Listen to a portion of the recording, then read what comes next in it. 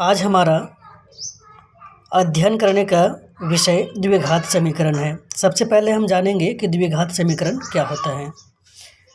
जब किसी भी समीकरण का अधिकतम घात 1 होता है तो उस समीकरण को रैखिक समीकरण कहा जाता है, और जब किसी भी समीकरण का अधिकतम घात 2 होता है तो उसे द्विघात समीकरण कहा जाता है।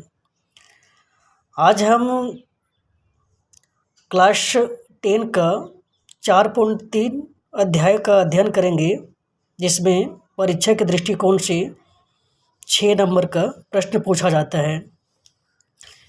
द्विघात समीकरण का जो फॉर्मेट होता है वह ax² plus bx plus c is equal to 0 होता है।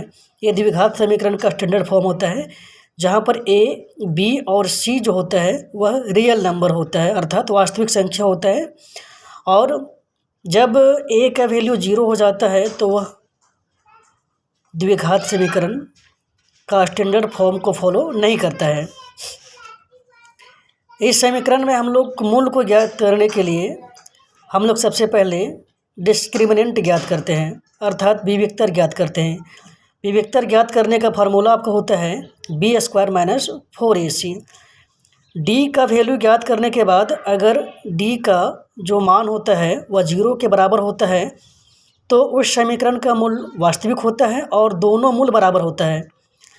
उसके बाद जब d का जो मान होता है वह 0 से बड़ा होता है तो मूल वास्तविक होता है और दोनों जो उसका मूल होता है वह भिन्न भिन्न होता है।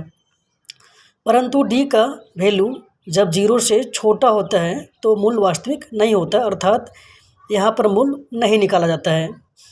उसके बाद d के वैल्यू निकालने के बाद और मूलों की प्रकृति को जानने के बाद यहाँ पर से हम एक फार्मूला का इस्तेमाल करके हम लोग यहाँ से अल्फ़ा और बीटा के माध्यम से हम लोग यहाँ पर मूल को ज्ञात कर सकते हैं, जहाँ पर इसका फार्मूला का होता है x बराबर माइनस प्लस माइनस √d/2a।